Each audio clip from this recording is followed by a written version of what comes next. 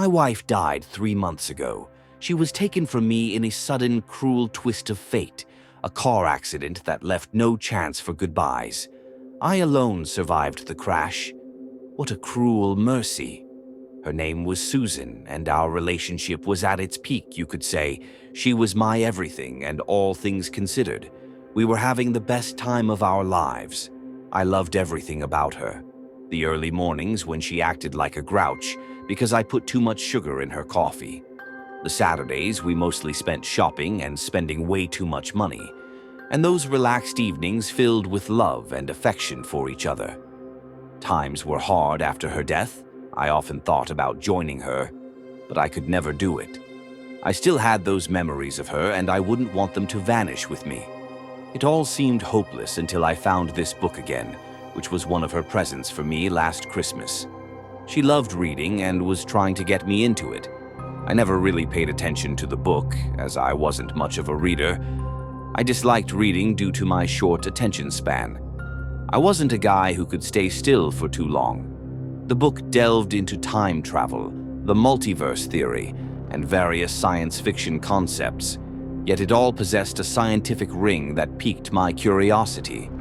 This intrigue was perhaps intensified by the fact that it was one of the last things I had of Susan that strongly reminded me of her. She herself was a naturally curious person, fitting for a physics teacher. As I turned through the pages, the book became increasingly cryptic, almost bordering on a fantasy story. One page was different. It contained a warning. The following page should only be viewed if you are really sure you want to travel to a different reality. I dismissed it as a figure of speech meant to build suspense and credibility, which it did. Undeterred, I turned the page. There was a sentence marked in red in the middle of the page, the only colored text in the entire book. It gave me an eerie feeling, looking ominous and out of the ordinary. I won't reveal what the sentence said, as its content is the very reason I'm writing this down for you. I am here so that you avoid doing the same mistake I did out of desperation. This sentence, or code, if you will, is why things changed, why I ended up facing another twist of fate that I never saw coming.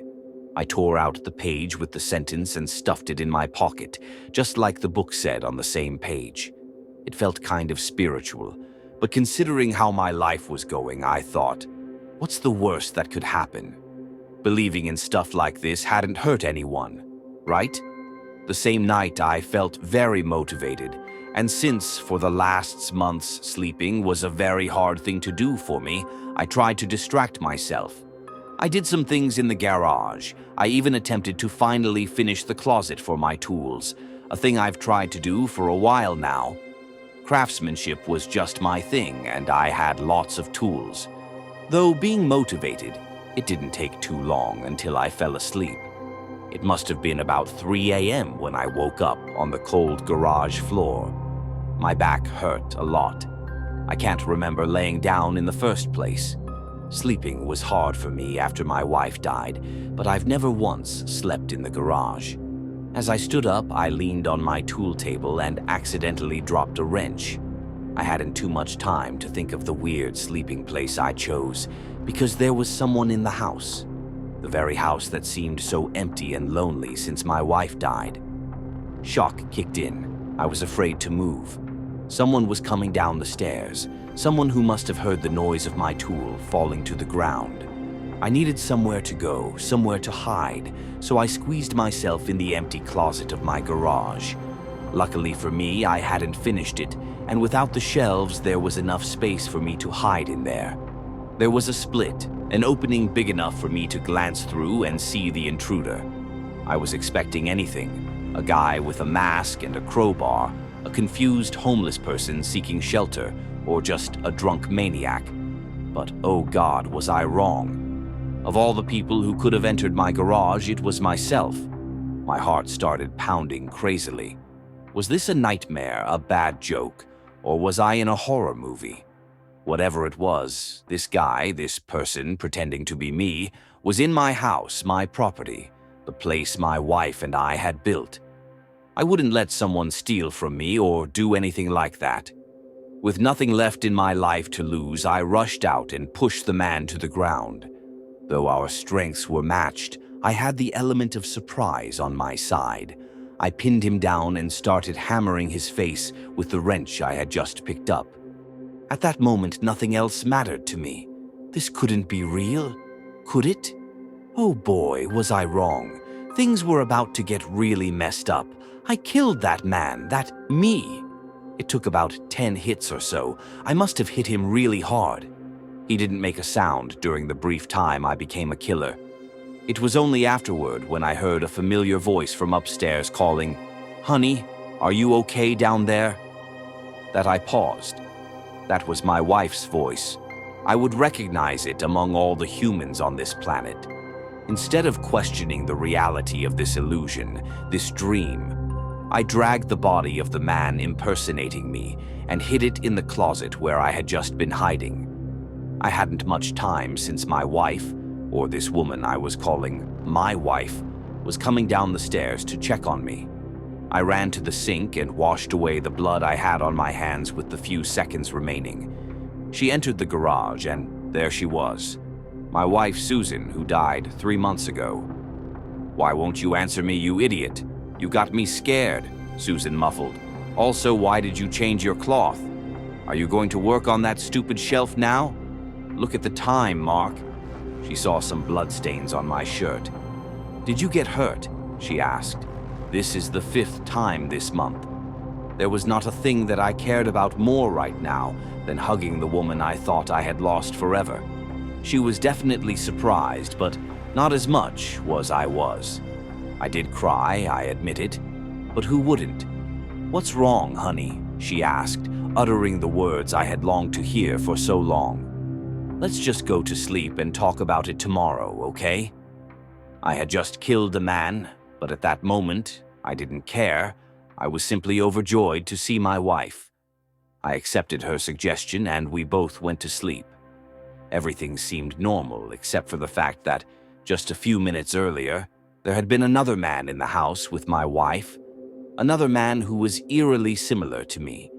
Almost too similar. When I woke up the next day, it felt as if my life had reset to normal. Susan and I had breakfast together just as we always did.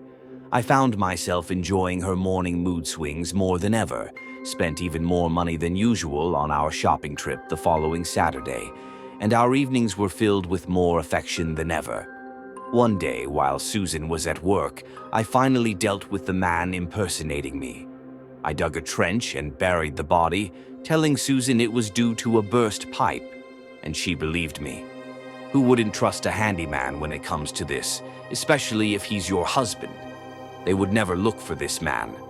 I was alive after all. Life seemed perfect, or so I thought. There was something that lingered in my mind even after burying the body. There was something in his pocket. I was searching for his wallet and such, aiming to completely assume his identity, my identity, when I found a familiar item, a torn-out page.